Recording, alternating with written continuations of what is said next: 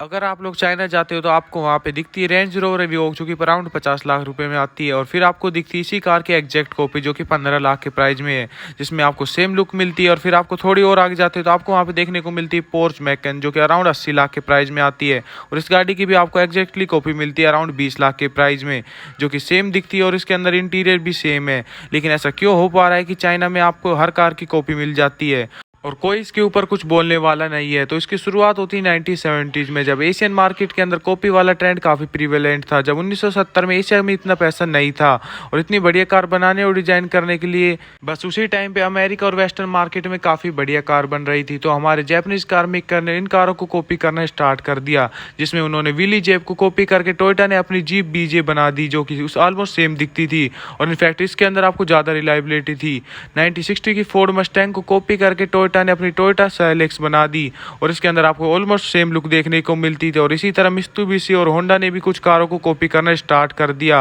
और अपनी मार्केट को एक्सपेंड करना स्टार्ट कर दिया। बट अभी तक चाइना में खुद के पास कोई भी अपना कार मेकर नहीं था, और बाहर के जापानीज और वेस्टर्न कार मेकर ही अपनी कारों को बेच रहे थे और अपनी मार्केट को ग्रो कर रहे थे। 1990s में चाइना की इकोनॉमी काफ़ी ज़्यादा ग्रो हो गई और वहाँ के लोगों के पास काफ़ी पैसे आ गए, और इसके बाद चाइना ने खुद की कंपनीज का आना स्टार्ट हो गया। फॉर एग्जांपल बाइडी वोटो आ गई, चेरी आ गई, गिली आ गई, ग्रेट वॉल आ गई। बट जो भी चाइना के लोग थे वो चाइना के कार मेकर पर विश्वास नहीं करते थे, और बाहर के जो वेस्टर्न कार मेकर थे लाइक टोयोटा या फिर BMW, मर्सिडीज, इन पे विश्वास करते थे, क्योंकि इन ब्रांड के पास बिग इंटरनेशनल रेपुटेशन थी और इनकी तगड़ी एक्सप्रेशन वैल्यू थी। लोग इनकी कारों को खरीदते थे और काफ़ी प्राउड फील करते थे। बट जो चाइनीज कार मेकर थे वो इनसे कभी भी मैच नहीं कर पा रहे थे, और कभी भी अपनी खुद की एक्सप्रेशन वैल्यू नहीं थी, तो लोग इनकी कारों को खरीद कर प्राउड फील नहीं करते थे, और इनकी इतनी अच्छी सेल भी नहीं होती थी। तो इन्होंने अच्छे एस्पिरेशन वाली कारों की कॉपी करना स्टार्ट कर दिया, और उसमें सबसे पहले कॉपी करने वाली कंपनी थी चेरी, जिन्होंने जनरल मोटर्स के एक ब्रांड डेवो की कार की डेवी मैट्रिज की कॉपी की थी,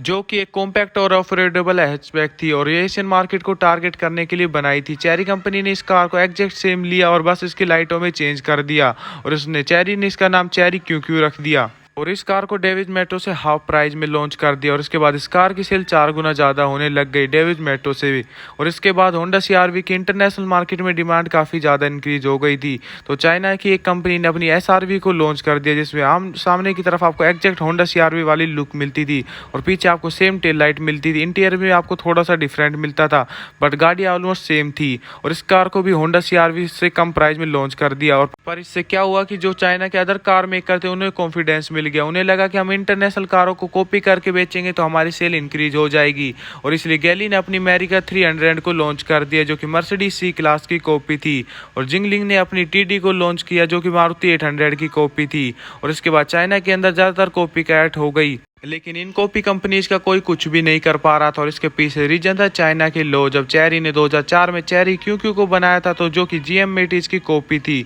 तो GM मोटर्स ने इस कंपनी के ऊपर एलिगेशन लगाए थे कि ये हमारी कार को कॉपी कर रहे हैं और इसलिए इस कार को बंद करो। इसके बाद केस कोर्ट में गया और कोर्ट ने ये कहा कि ये कार कॉपी नहीं है, इस कार से बस थोड़ी बहुत इंस्पिरेशन ली गई है। इसके बाद 2012 में गिली ने टोयोटा कोरोला की कॉपी बनाने की सोची, उसमें इन्होंने टोयोटा के लोगो तक को भी कॉपी कर दिया, और इसके बाद केस कोर्ट में गया और कोर्ट ने गिली के फेवर में फैसला दिया, और लैंडवाइन ने रेंज रोवर इवोक की कॉपी बना दी और इसका नाम रखा लैंडवाइन X7, और इस कार की एग्जैक्ट इवोक वाली लुक मिलती थी। और इसके बाद लैंड रोवर ने इसके ऊपर केस कर दिया, और पहली बार हुआ कि कोई किसी फॉरेन कंपनी ने इस केस को जीता था, और कोर्ट ने लैंडवाइन को बोल दिया कि आप इस कार को सेल नहीं कर सकते। और बाद में पोर्चा ने भी केस किया टोयोटा के ऊपर, जिन्होंने उनकी मैकेन की कॉपी की थी, पर जो केस है वो कोर्ट में चल रहा है, और अभी चाइना के लोगों ने भी इन कॉपी कार्स को बॉयकॉट करना स्टार्ट कर दिया है। और इसलिए चाइना के अंदर बहुत सारी कॉपी कार मेकर अपनी कॉपी कारों को बंद करके अपनी खुद की कारों को डेवलप कर रहे हैं। अगर आपको हमारी वीडियो पसंद आई हो तो वीडियो को लाइक कर देना और चैनल सब्सक्राइब करना मत भूलना। मिलते हैं आपको नेक्स्ट वीडियो में।